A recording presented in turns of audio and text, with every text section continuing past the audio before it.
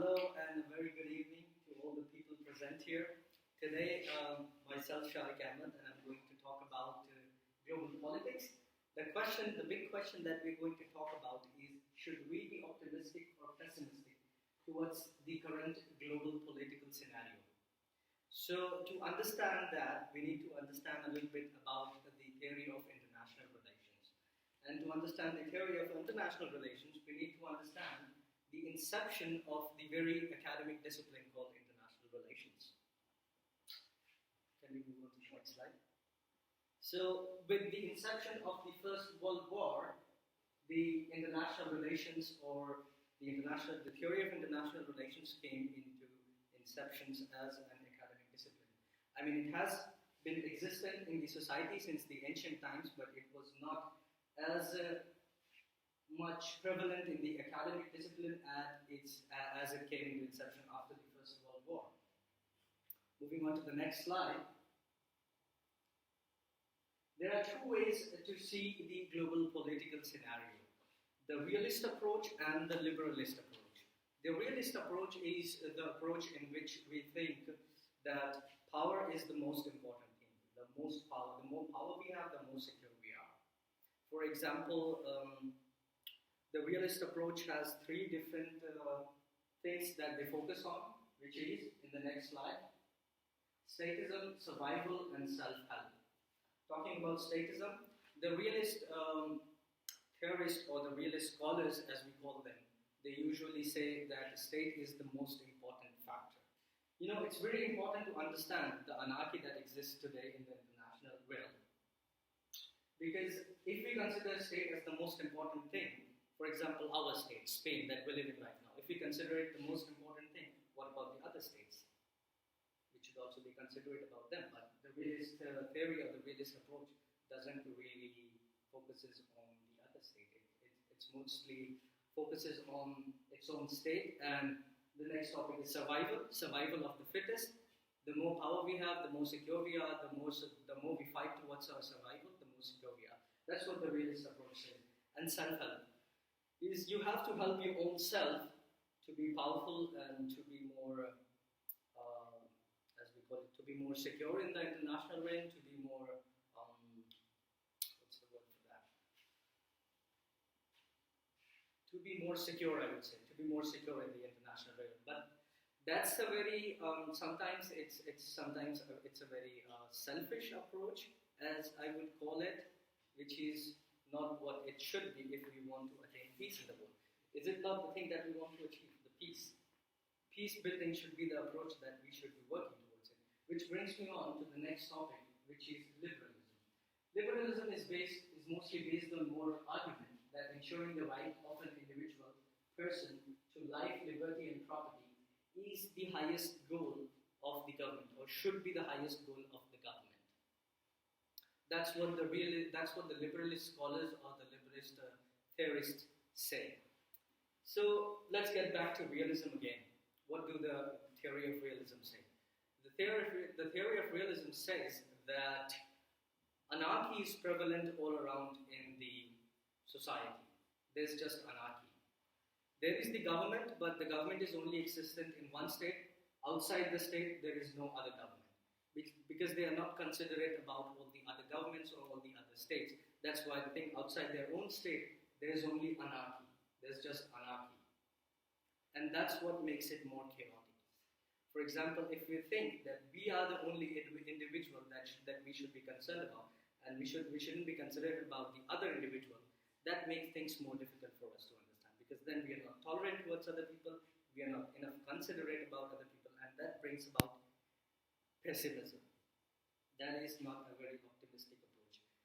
But on the other hand, liberalism, the theory of liberalism, it works more with the emancipatory approach.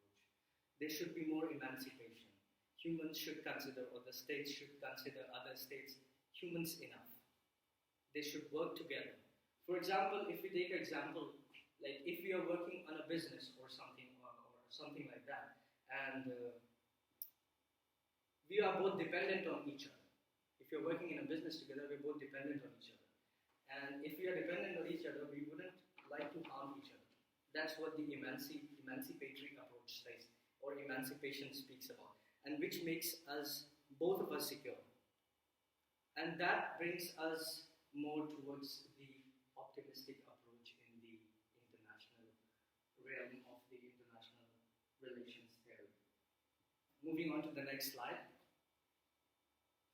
There have been many different markers of change in the realm of international relations. For example, the First World War. After the First World War, many scholars came into the arena of international theory. They were from different fields, like political theory, political science, geography, geopolitics. But till then, the theory of international relations in the academic discipline didn't exist.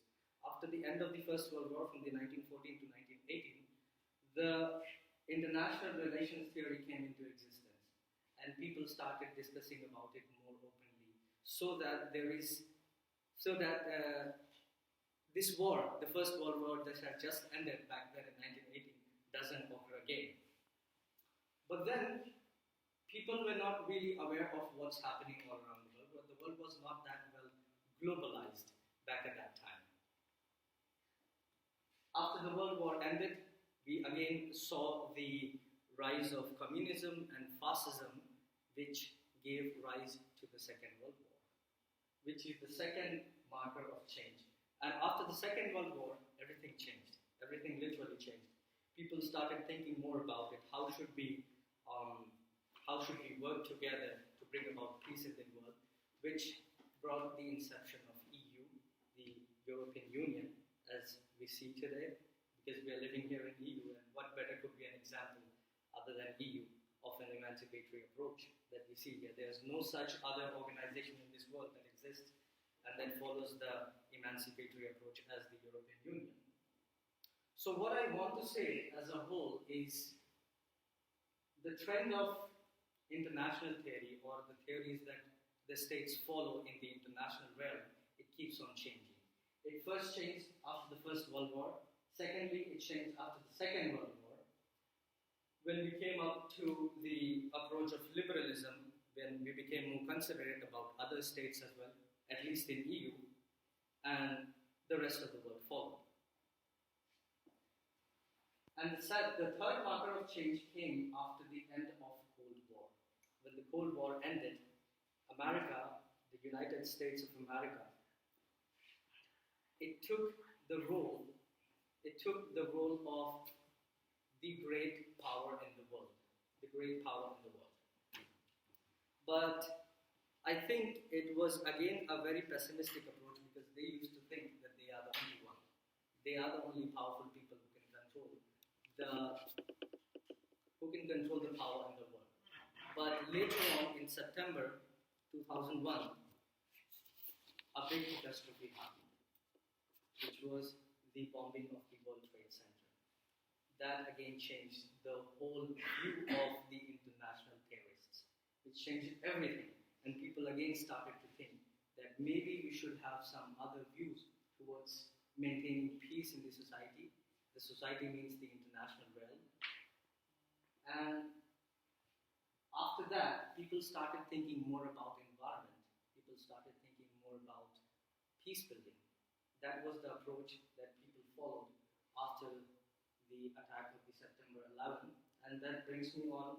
It has almost been 20 years after that. Soon it's going to be September again, and it's going to be 20 years of the big catastrophe that happened in 2001.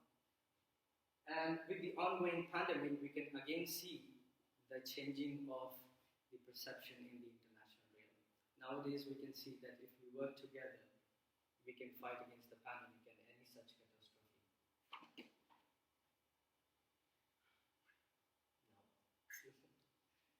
And I think, is there another slide? No, that's the last one. So that brings me on to the conclusion, and I want to conclude with that if we consider each other humans enough, we have tolerance, more of tolerance, and if we have more of emancipatory approach, maybe we can attain the utopian or the idea of